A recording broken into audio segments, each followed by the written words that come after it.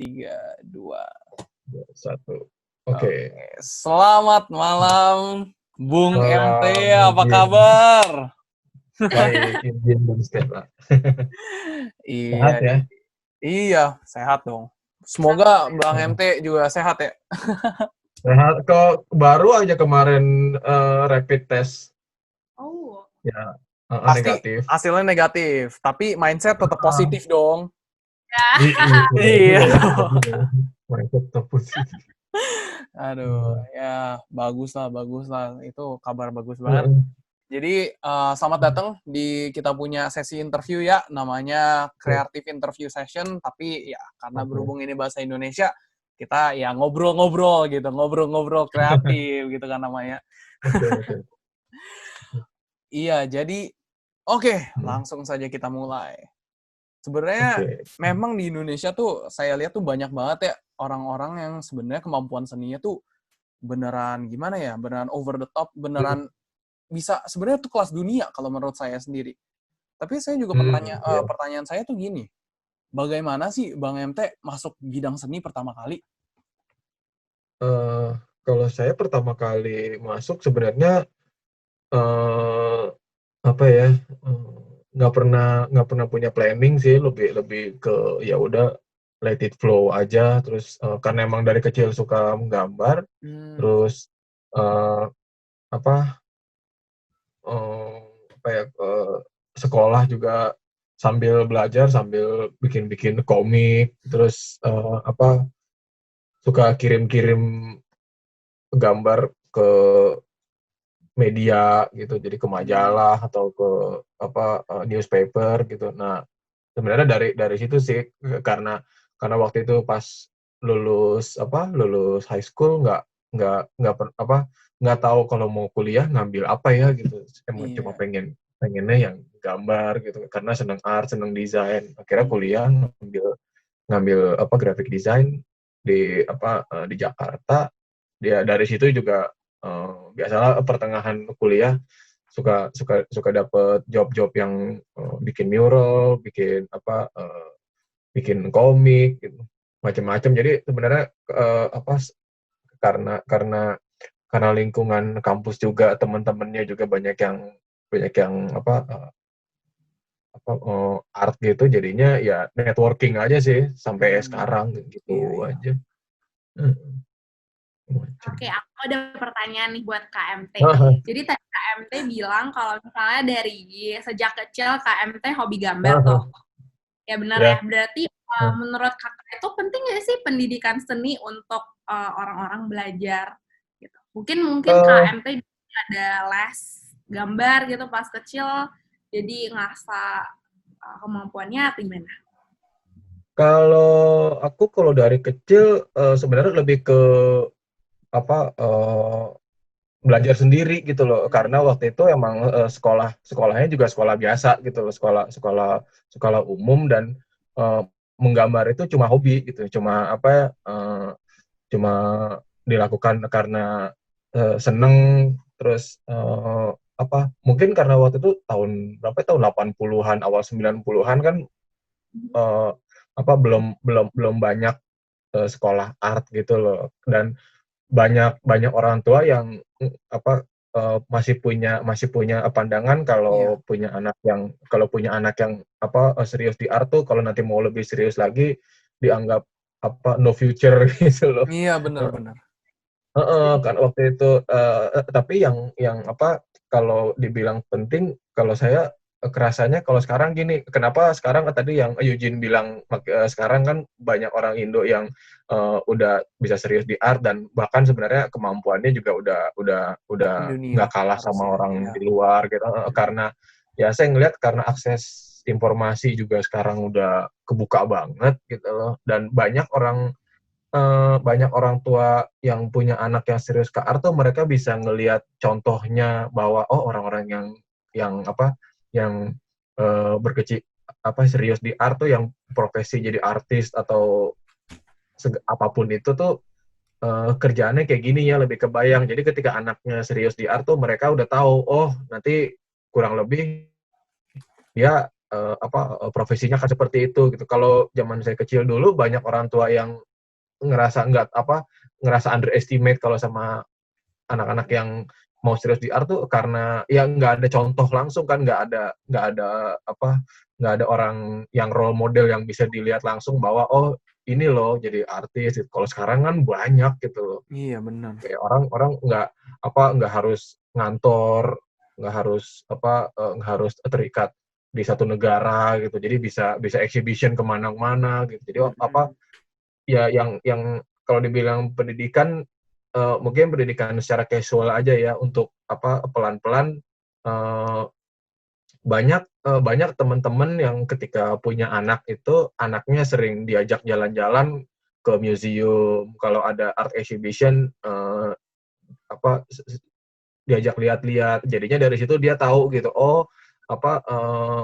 marketnya tuh kayak gini gitu, kalau di art tuh dunianya nanti kayak gini gitu. Jadi pendidikan dalam arti yaitu bisa ngebuka mata buat para orang tua bahwa gini loh kalau di art gitu.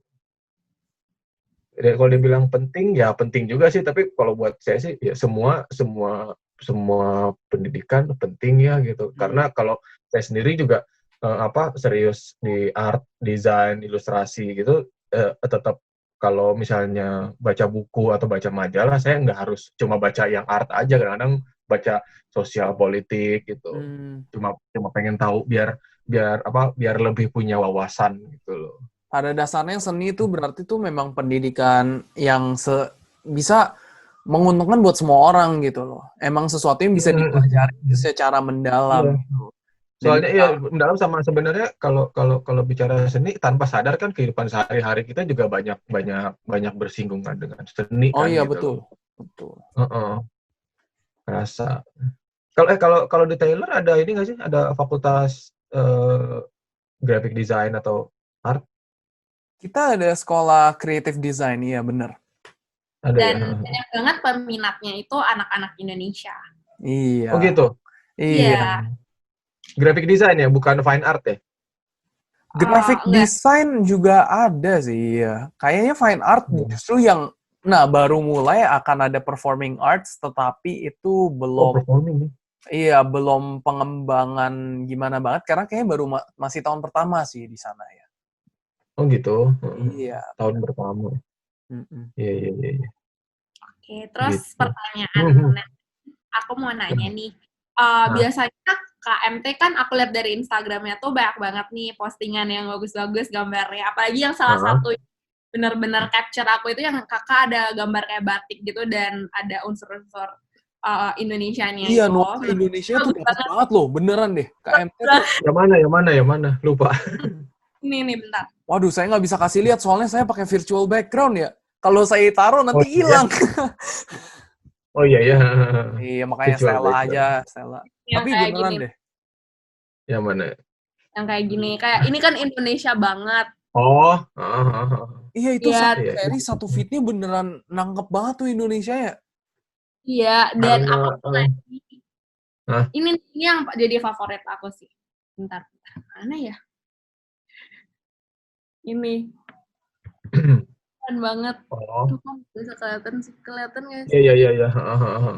Oke. Nah, aku pengen tahu nih, biasanya kakak itu dapat inspirasi dari mana gitu loh, kok sampai bisa bikin seni sebagus itu dan ya ditaruh di Instagram buat semua orang lihat. Gitu. Pengen tahu aja sih kakak biasa dapat inspirasi dari mana? Dari mana-mana sih kalau dapat.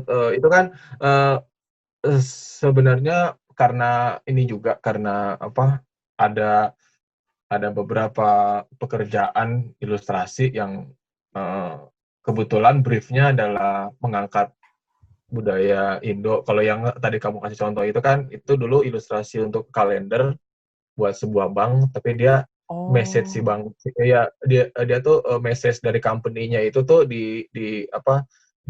diibaratkan punya moral story yang sama dengan beberapa folklore Indonesia gitu loh. Iya. Jadi misalnya belajar tentang kekompakan, loyalitas gitu. Iya. Makanya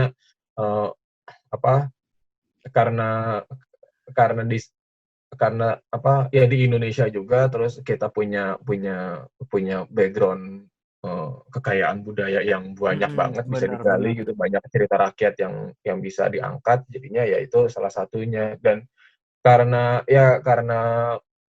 saya sebagai ilustrator juga mesti ngegambarin itu, jadinya saya ya banyak baca, banyak riset gitu. Misalnya ini dongeng yang diangkat tentang raja dari Sumatera gitu kan. Oke, berarti saya mesti cari bahan tentang di zaman itu kalau raja bajunya kayak gimana. Terus kalau misalnya di situ diceritakan dia punya harta yang banyak, nah berarti jenis-jenis hartanya raja di Sumatera itu kayak gimana sih? Apakah dia punya permata? Apakah dia bentuknya intan atau guci atau apa? Nah, jadinya kan saya mesti cari tahu gitu. Nah, cari tahu itu kan saya mesti cari baca buku-buku sejarah, Iya, terus benar. cari ke perpus atau browsing gimana. Jadinya saya juga eh, nggak cuma sekedar gambar, tapi juga mesti tahu tentang di kebudayaan tertentu bajunya gini loh gitu loh, di suku mana kalau raja bajunya gini, terus kalau dia punya hartanya bentuknya kayak gini, jadinya itu juga yang membuat saya ketika saya gambar itu bisa macam-macam. Dan ya kalau inspirasi macam-macam. Kalau ditanya inspirasi, justru inspirasi malah seringnya itu datang dari hal-hal yang nggak ada hubungannya dengan seni gitu. Saya nonton nonton film horor juga bisa inspiring gitu. Cuma Iya, kayak cuma apa iya. baca baca komik juga bisa inspiring gitu, nonton film gitu. Karena nggak tahu ya, mungkin karena kalau kita melakukan hal di luar art, di luar gambar itu kan pikiran jadi mendapat input baru, terus jadi lebih fresh. Jadinya ternyata emang lebih enjoy gitu loh ketika ketika buat bikin artwork itu lebih nyaman gitu. Karena buat saya yang penting itu menikmati prosesnya sih. Benar-benar. Menikmati proses. Makanya tadi kalau inspirasi macam-macam, ya baca buku, jalan-jalan, nonton film, denger musik gitu. Semua bergantung pada diri MT lagi kan ya, selalu kembali ke individunya. Kita terpapar pada apa, itulah yang Iya, iya. menginspirasi kita gitu loh. Iya. Itu macam-macam.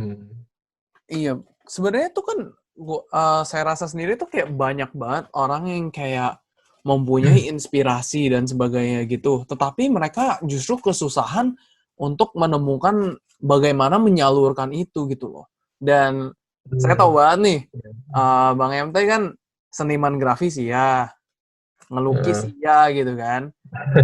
Jadi, Kerja iya gitu. oh iya benar kerja. Harus dong kerja, kalau nggak bisa hidup susah nanti. Nah, tapi iya ini sih sebenarnya yang saya bingung. Karena saya tuh dari kemarin nih saya mau wawancara orang. Kalau seniman grafis aja. Lukis aja. KMT doang yang Iya, iya. gue baru denger nih. Dua-duanya gitu. Jadi gue harus tanya Iya, nih iya. pertanyaan ini nih. Apa sih perbedaan yang jarang orang tahu dari seniman grafis dan juga seni yang tradisional kayak ngelukis gitu misalnya. Nah, gimana? Sebenarnya kalau sekarang udah nggak terlalu batasnya tuh udah nggak terlalu jelas gitu loh, karena banyak orang yang dulu kuliahnya backgroundnya apa, sekarang profesinya tuh apa gitu, banyak yang sebenarnya nggak nyambung, tapi ya mungkin karena kita nggak tahu nasib kita gimana ya, jadi kita dulu kuliahnya apa, ternyata enjoy-nya pas setelah lulus kerjanya apa gitu kan. Iya. Bedanya apa ya, kalau saya sih karena pengalaman sering ngerjain yang kerjaan komersil sama ketika bikin personal project, Iya. ya bedanya cuma kalau kalau untuk personal project ya saya lebih fokus ke diri sendiri tanpa harus mikirin orang lain harus suka apa enggak. Yang penting saya senang ngerjainnya, yang penting orang pertama yang senang adalah harus saya dulu gitu, orang Oke. lain Iya benar. dulu. Jadi pure itu murni. Itu Kalau mindset yang bagus untuk itu. iya, kalau untuk saya ke desain illustration yang commission atau commercial project, nah saya harus 50-50 gitu loh, harus kayak tone down egonya, dan harus berusaha communicate sama pihak lain, dalam hal ini klien gitu kan, karena dia punya objektif, dia punya brief, saya harus bisa translate itu, harus mikirin ini nanti akan dilihat audiens, akan dilihat marketnya sesuai nggak sama marketnya gitu. Kalau misalnya saya misalnya bikin ilustrasi buat kalender buat bank gitu, ya berarti gambarnya juga harus nggak terlalu humor gitu loh, jadi lebih serius, walaupun sebenarnya boleh playful, tapi kita harus tahu jangan terlalu jadi jokes banget misalnya gitu. Nah itu kalau untuk kerjaan komersil saya lebih harus banyak hal yang dipikirin gitu loh, harus mesti jaga nama baik. Kalau untuk personal project ya saya bisa bebas gitu loh, di situ saya bisa pokoknya saya mau total gitu, saya mau saya bisa cuek gitu loh. Jadi bisa kalau emang kalau untuk komersial itu kan kita sebenarnya jadi problem solver kita. Kalau untuk ke art kan kita justru harus selalu questioning terus gitu loh. Diri gitu. Jadi emang enggak lahirnya dari rasa dari rasa kritis, terus mungkin sedih gitu, marah gitu, protes sama keadaan gitu. Karena gitu, jadi emang murni dari diri sendiri gitu. Paling kurang lebih bedanya gitu.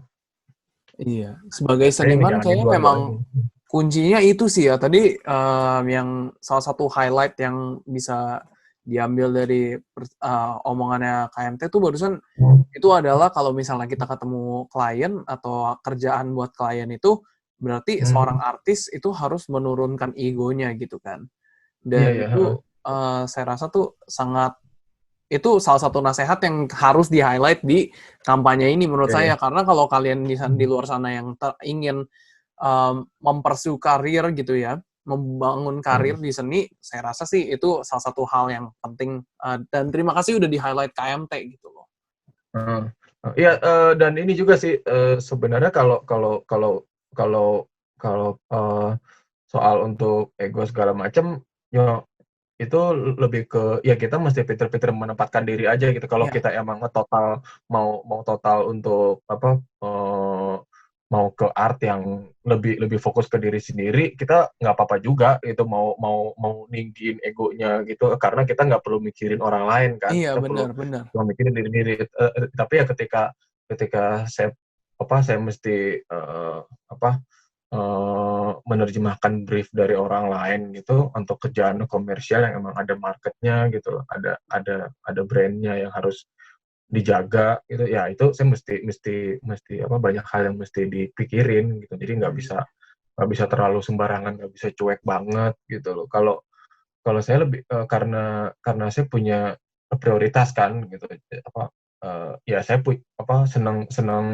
senang dapat kerjaan commission juga, senang dapat kerjaan komersial juga, karena ya money gitu. Siapa sih yang nggak pengen gitu Gila. lumayan bisa tetap sustain sampai sekarang. Dan ya banyak teman-teman yang suka bilang kalau di kerjaan susah nih menyalurkan idealisme, atau susah nih mau playful, bikin gambar atau bikin karya atau artwork apa. Nah, makanya biasanya escape-nya itu ya ke bikin personal project. Makanya saya ngejalanin dua-duanya karena saya butuh income yang stabil buat sustain, tapi di satu sisi saya juga punya sisi buat menyalurkan kreativitas dan idealisme saya sendiri gitu loh. Jadi mungkin ada beberapa orang yang bisa milih mau jadi graphic designer atau kerja buat komersial, atau mau fokus ke art gitu. Kalau saya sih enjoy dua-duanya, jadi ya udah kenapa enggak? Ya namanya udah passion ya dikasih duit lebih seneng lagi dong jalaninnya gitu kan. Iya. Ya, karena itu yang saya syukuri banget apa ya ini kan hobi dari kecil gitu. Sekarang Iya. hobi ini justru yang jadi profesi saya gitu. Jadi walaupun lagi banyak deadline atau revisi berkali-kali ya tetap enjoy aja gitu. Jadi Iya. ya udah nikmatin aja. Oke. Iya sih, menurut aku jarang banget orang bisa dapat profesi sesuai dengan kayak kesukaan kita gitu loh. Sekarang jarang banget orang bisa kerja kayak secinta itu sama bidang itu, yang enjoy banget sama bidang itu jarang banget. Iya, itu Nah, anehnya sih. Kenapa jarang banget gitu? Padahal kan itu hak setiap orang gitu pada dasarnya. Biasanya banyaknya gini sih, banyaknya itu kejadian dari banyak misalnya lulus SMA atau mau masuk kuliah tuh banyak orang yang nggak tahu gue sukanya apa ya gitu, gue Iya benar. lebih gue ini minatnya passionnya ke apa ya gitu. Kalau yang emang dari dulu udah senengnya ke science mungkin ya udah mau serius ke science gitu. Kalau ya emang dulu senengnya ekonomi, ya udah gitu mungkin ambilnya ekonomi. Kalau senengnya hukum, ya udah mau serius hukum. Nah, emang mesti balik ke dianya lagi gitu sebenarnya jujur dia minatnya kemana sih gitu, karena kan kita juga nggak bisa ha- apa nggak bisa nyuruh dia mendingan lo ambil ini gitu kan, belum Iya, tentu gitu. benar. Kayak kamu sendiri aja seneng komunikasi kan gitu. iya. Bener dong. Oke, Aduh. untuk pertanyaan terakhir nih. Iya. Aku mau tanya opini KMT terhadap dunia seni di Indonesia. Kan sekarang udah advance banget nih, banyak graphic design, banyak juga pelukis. Kayak sekarang kan lebih warna gitu loh. Kalau dulu yang kata kayak KMT, gak banyak orang yang pursue di Ya betul. DIY. Jadi opini kakak itu gimana? Kalau saya sih sekarang karena yang pasti karena efek informasi yang udah free access banget deh gitu loh. Jadi orang tuh dapat informasi udah gampang, udah lebih cepat, dan yang paling kerasa banget itu tuh kalau emang dari kecil udah ketahuan passionnya kemana, ya udah bisa mulai bisa mulai didirect untuk serius dari situ. Jadi nggak harus nunggu SMA dulu atau kuliah dulu atau kerja dulu baru baru baru tahu gue mau pursue ini, mau serius di ini gitu. Ya pengennya sih terus terus terus orang-orang dapat informasi yang yang cocok, yang cukup untuk apapun hal yang dia minatin gitu. Jadi mau kalau misalnya dalam hal ini mau serius ke seni, ya dia bisa mulai cari tahu gitu loh. Kalau misalnya mau jadi graphic designer, ya graphic designer itu kerjaannya kayak gimana sih gitu kan, dia bisa mulai cari-cari gitu. Graphic designer itu kerjanya gini, Ada bikinnya niat dari gini. diri sendiri gitu untuk mencari tahu. Ada data sendiri, dan dia punya reference di luar tuh, Ya. orang yang berprofesi bidang ini tuh dia ngapain sih gitu. Kalau emang ternyata gue suka nih ini, Iya, gue mau benar. serius di sini deh gitu. Nah dia bisa dapat itu. Kalau misalnya aku sukanya 3D artist gitu, aku suka main game, suka bikin karakter design gitu, mau serius kayak ternyata ada ya profesi 3D modeling gitu, ternyata ada sekolahnya buat 3D artist. Nah dia kan bisa mulai cari tahu gitu. Jadi benar-benar udah bisa niat, oke gitu, aku mau serius di ini nih, mau serius di 3D gitu, karena aku seneng gitu, aku seneng create karakter, aku seneng create my own reality segala Iya, macam. benar. Jadinya dia bisa serius ke situ. Dan dan orang tua kan juga bisa dapat informasi itu soal marketnya ada, industrinya emang maju gitu. Jadinya dia bisa setuju ketika anaknya Iya. mau serius di bidang yang dia suka gitu. Ya pendapat saya sih ya sekarang generasi sekarang sangat beruntung gitu loh, karena mereka lahir dan tumbuh dan berkembang di saat dunia ini udah global gitu loh. Iya. Era Kayak informasi. Era informasi gitu. Kayak ya contoh kayak misalnya zaman saya dulu kecil, atau zaman saya misal masih SMP, masih SMA aja gitu. Saya kalau misalnya ngelihat kayak kalian gitu kuliah di luar itu sampai buat saya itu nggak pernah kebayang gitu loh. Kayak ya kuliah di luar tuh kayak gimana ya gitu loh. Tapi kan ternyata sekarang jadi tahu, oh ada kayak gini kuliahnya gitu, oh bidangnya diambil gini gitu loh. Jadi emang karena ada informasi untuk itu, karena pelan-pelan jadi ternyata saya suka ketemu teman-teman yang dulu sekolahnya di luar, kayak gimana sih gitu. Kalau di sana kan jadi tahu kan rasanya gitu. Iya, untungnya sekarang kita hidup di era informasi. Kalau enggak, kita nggak bisa ngobrol sih nih sama Bang MT sekarang. Bisa jadi kamu mungkin tahu informasi tentang art segala macam, mungkin ketika kamu udah umur berapa gitu kan. Kalau sekarang kan kamu bisa mempersingkat itu gitu. Jadi iya. Bisa cepet dapat infonya gitu loh, bisa cepet misalnya mau nyari narasumber bisa reaching dengan langsung email gitu, langsung bisa kontak langsung gitu. Kalau dulu kan kayak misalnya pengen interview KMT ini ngubunginnya gimana ya gitu, belum ada Iya email. benar. Iya gila. Makasih Gimana? banyak nih Bang MT. Kita kemasukan banyak banget dari kehidupan seorang seniman di Indonesia dan kayak apa yang bisa dilakukan untuk anak-anak itu untuk menuju tahap selanjutnya gitu loh. Dan kayak makasih banget nih untuk kesempatannya Kak. Saya tadinya tuh mau minta Kakak kata-kata perpisahan kayak mau ngomong apa gitu, tapi kayak dari jawaban terakhir KMT itu saya rasa kayak pemuda-pemudi di Indonesia dan juga mungkin di Malaysia itu sudah bisa benefit dari situ gitu loh. Kayak udah ibaratnya kalau kita ngomong tuh udah end game-nya lah ibaratnya. Sudah semua yang harus diomongin sudah digapai sama KMT melewati jawaban terakhir. Jadi saya dan juga atas nama We Are Creative lah ingin mengucapkan terima kasih banyak untuk ada Pak KMT karena ya jawabannya tuh beneran jujur aja menurut saya sih sangat berbobot dan bisa membantu dunia seni di Asia Tenggara mencapai level berikutnya. Terima kasih Kak. Kalau kalian sendiri selama di sana pernah kenal dengan temen yang backgroundnya art atau desain gitu, pernah ketemu ngobrol gitu mungkin? Ada, kita tahun pertama itu ada mata kuliah wajib dan kita tuh ditaruhin satu kelas sama 2 teman yang mereka di bidang kreatif media design gitu. Oh gitu. Iya. Lebih ke